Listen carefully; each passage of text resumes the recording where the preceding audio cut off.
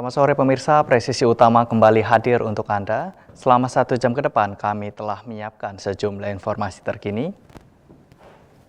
Bersama saya Bribtu Zulhami Abdi, kita lihat dulu 3 berita utama sore ini. Satuan Reserse Kriminal Polres Ngawi berhasil mengungkap praktik perdagangan pupuk bersubsidi ilegal.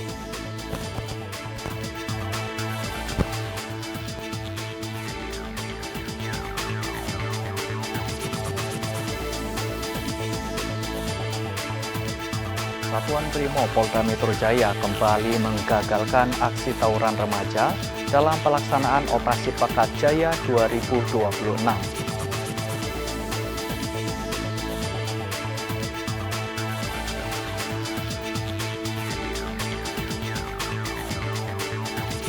Tim Siaga Kebakaran Hutan dan Lahan atau Karhutla melaksanakan patroli terpadu di wilayah Kabupaten Bogor Raya.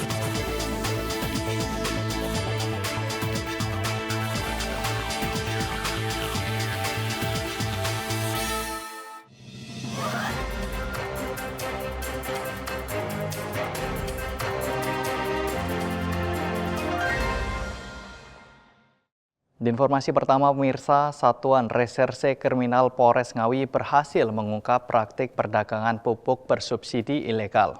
Pengungkapan dilakukan berdasarkan informasi masyarakat terkait distribusi pupuk dari luar daerah.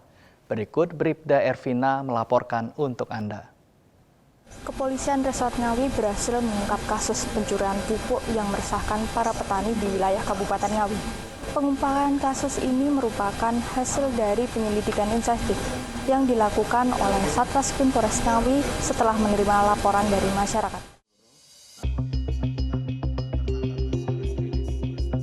Satreskrim Polres Ngawi berhasil mengungkap praktik perdagangan pupuk bersubsidi ilegal. Pengungkapan ini dilakukan pada Sabtu 17 Januari 2026 di pinggir Jalan Raya Ngawi Bojonegoro, wilayah kecamatan sekaligus Kabupaten Ngawi. Pengungkapan berawal dari kegiatan Kring Serse atau Patroli Opsional Unit Ditsus Satreskrim Polres Ngawi.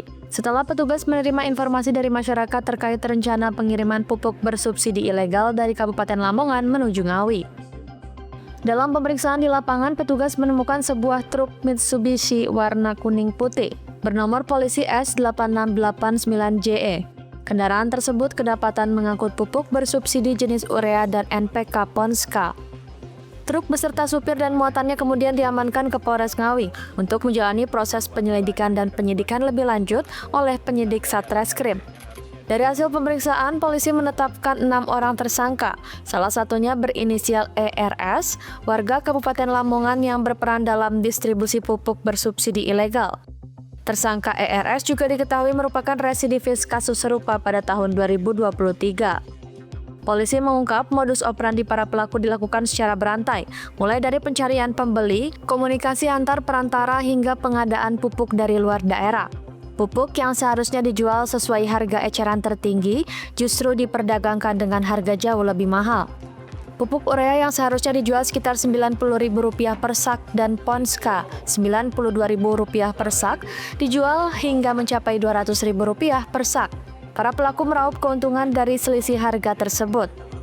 Berdasarkan alat bukti yang cukup, penyidik terus melakukan pengembangan kasus, termasuk pencarian 1 orang pemasok yang saat ini berstatus DPO. Polres Ngawi menegaskan komitmen untuk menindak tegas penyelewengan pupuk bersubsidi demi melindungi hak petani dan menjaga stabilitas distribusi pupuk. Dari Humas Polres Ngawi, Polda Jawa Timur melaporkan untuk Polri TV.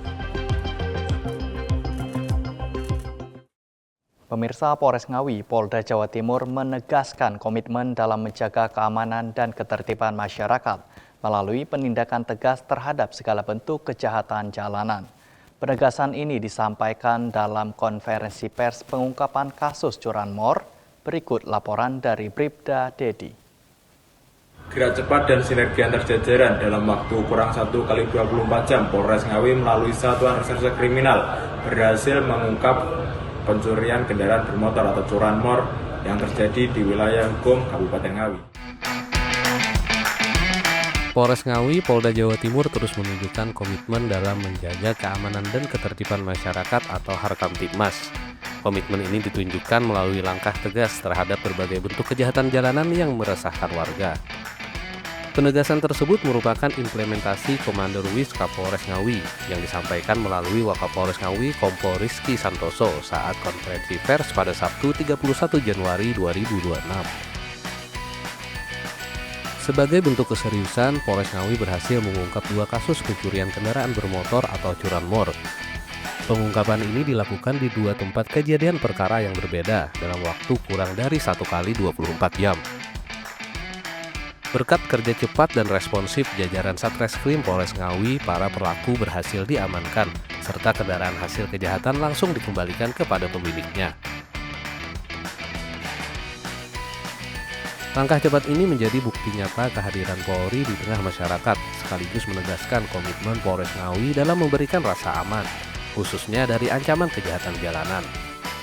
Wakapolres Ngawi menegaskan Polres Ngawi tidak akan memberikan ruang bagi pelaku kejahatan jalanan. Setiap bentuk tindak pidana akan ditindak tegas sesuai dengan ketentuan hukum yang berlaku.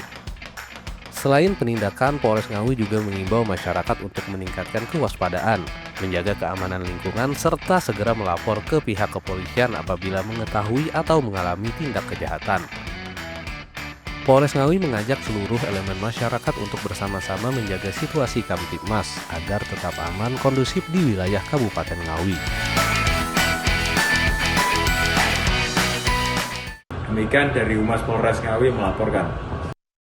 Satuan Brimob Polda Metro Jaya kembali menggagalkan aksi tawuran remaja dalam pelaksanaan Operasi Pekat Jaya 2026. Pada kegiatan tersebut, petugas mengamankan sejumlah pemuda dan senjata tajam.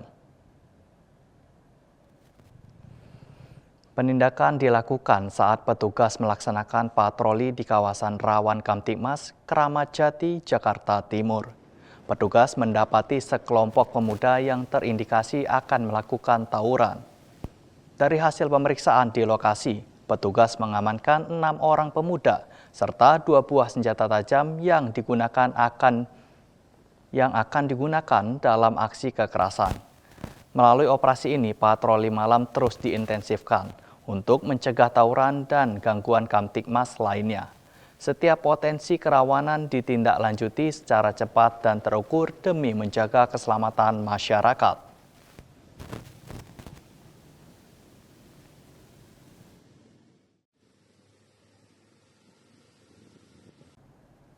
Pemirsa, untuk mengetahui pantauan arus lalu lintas sore hari ini, berikut laporan Brigadir Susan, petugas NTMC Korlantas Polri yang berada di Bundaran Hotel Indonesia, Jakarta Pusat. Selamat sore pemirsa, kami informasikan kondisi lalu lintas terkini langsung dari Bundaran Hotel Indonesia. Dan pemirsa, kondisi lalu lintas menjelang jam pulang perkantoran pada sore hari ini, peningkatan volume kendaraan sudah mulai terjadi di kawasan ini, baik dari arah Jalan MH Tamrin yang atau Monas yang akan menuju lurus ke arah Jalan Sudirman pada sore hari ini juga memang peningkatan volume kendaraan terjadi dan perlambatan kecepatan kendaraan sudah mulai terlihat. Dan perlambatan ini didominasi oleh kendaraan roda 4 pribadi maupun kendaraan-kendaraan roda 2 yang melintas di kawasan ini dengan laju kecepatan kendaraan pada sore hari ini berkisar 40 hingga 45 km per jam. Dan bagi Anda yang akan melintas kawasan ini untuk harap berhati-hati, bersabar dalam berkendara dan juga menjaga jarak aman kendaraan Anda dengan pengendara lain. Kemudian kondisi lalu lintas dari arah Monas atau MH Tamrin ini yang akan berbelok ke arah kiri menuju ke arah Jalan Prof. Muhammad Yamin pada sore hari ini juga terlihat lebih lancar dan memang perlambatan kecepatan kendaraan terjadi hanya menjelang traffic light saja. Selepas dari traffic light kendaraan masih melaju dengan kecepatan yang normal pemirsa. Kemudian kondisi lalu lintas dari arah sebaliknya yakni dari arah Sudirman yang akan menuju ke arah Monas terpantau lebih lancar dan lebih normal. Namun bagi Anda yang akan melintas kawasan ini harap berhati-hati dikarenakan cukup ramai dengan aktivitas masyarakat pada sore hari ini seperti para pejalan kaki dan juga kami harapkan bagi Anda para pengendara untuk tidak berhenti di median jalan dikarenakan akan menghambat kondisi lalu lintas di kawasan ini. Kemudian kondisi lalu lintas yang akan berbelok menuju ke arah Grand Indonesia pada sore hari ini cukup ramai dan lancar. harap berhati-hati dan selalu bersabar dalam berkendara ketika melintas kawasan ini, juga menjaga jarak aman kendaraan Anda dengan pengendara lain, pemirsa. Dan kami menghimbau untuk Anda para pengendara, terkhususnya roda 2, intensitas curah hujan yang semakin tinggi pada Jakarta, kami harapkan bagi Anda para pengendara untuk selalu bersabar dan berhati-hati dalam berkendara, terkhususnya roda 2, untuk jangan berhenti atau berteduh di bawah jembatan layang dikarenakan akan menghambat kondisi lalu lintas. Dan kami, bagi Anda yang ingin mengupdate informasi, Anda dapat menghubungi call center kami di 15669 dan SMS center kami di 9119. Demikian informasi dari Brigadir Susan, semoga bermanfaat. Selamat sore dan salam presisi. Pemirsa, kami akan segera kembali usai jeda berikut ini.